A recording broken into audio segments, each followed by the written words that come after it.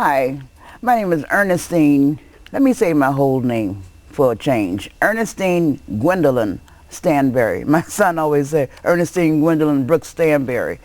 I'm a director of the International Prolife Federation, and today, this is July the 15th, in commemoration and respect for Kaylee, the little girl who was murdered and there's never no justice. On Facebook, we're all wearing purple today for murdered children, abused children. And also because I'm also with the Pro-Life Action League, we had Face the Truth tour. It's still going on. I was in the one on Tuesday and Monday where we're showing the aborted fetuses. And it's about abused children also in the womb. It's about this color purple. On Wednesdays, we should wear it for all abused children. Kaylee, the little girl, she loved that color purple. And when you go to Facebook, you'll be able to see Kaylee with her little purple sunglasses on. And the little girl was such a happy little girl. You know, she was such a happy little carefree girl.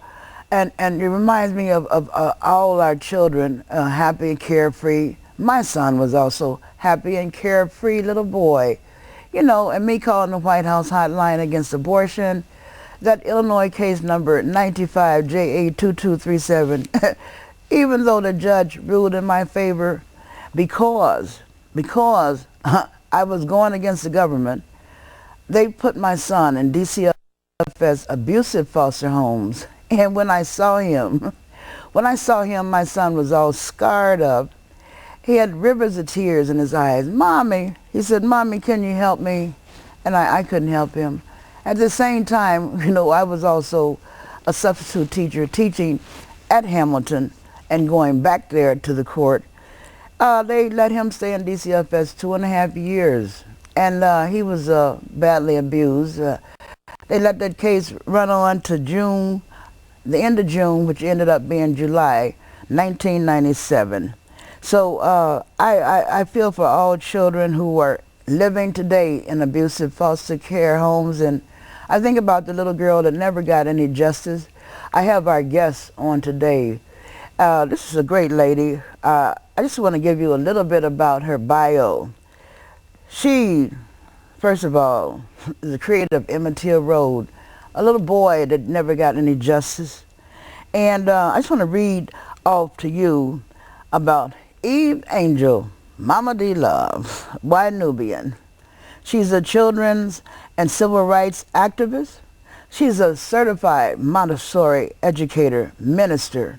And you know Montessori is, to me, the better way to teach our children.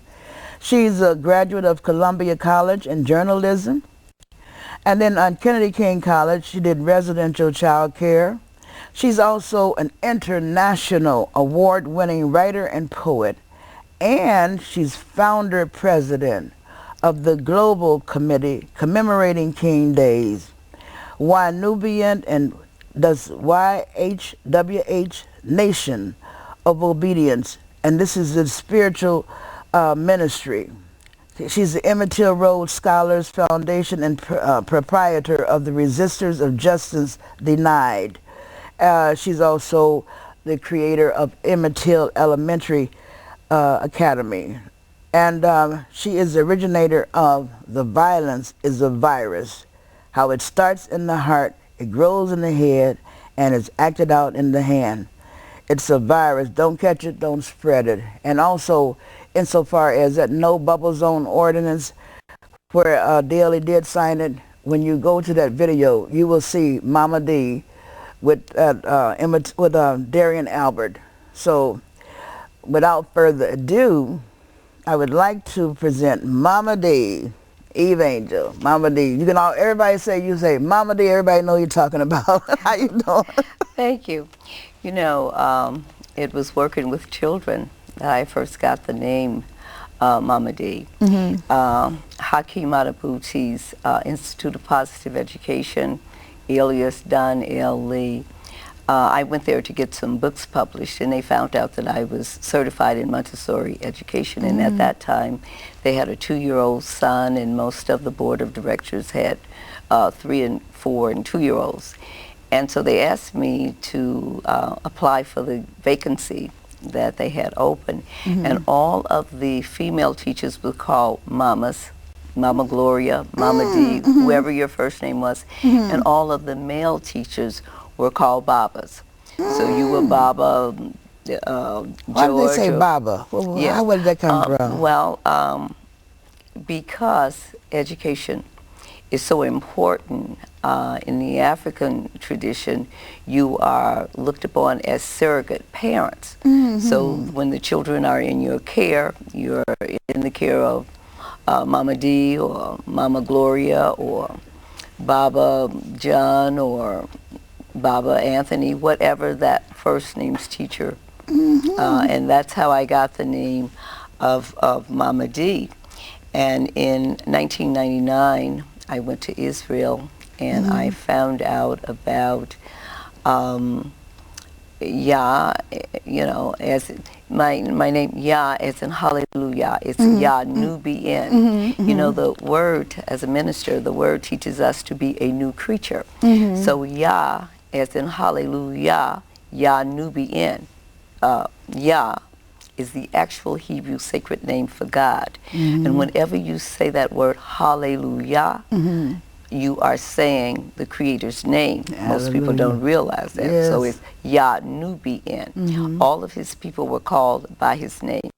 Elijah, Yahshua. Yah is the sure way. There is no J, was no J in the Hebrew language. So all the J sounds are actually Y. And most people say Jesus, but that name is Yahshua. Yah is the sure way. So my name, Yah Nubian, and it goes back to looking at black people as being the parents of civilization and not the boys and girls. And so whenever you say that word hallelujah, that means the Most High praise, you're saying the actual Hebrew sacred name for God. So that is Yah, Yah, Nation of Obedience, Spirituation Ministry, the Gospel according to Y2K, Yahshua's second coming, and the memorial to the woman. So you were talking about abused children.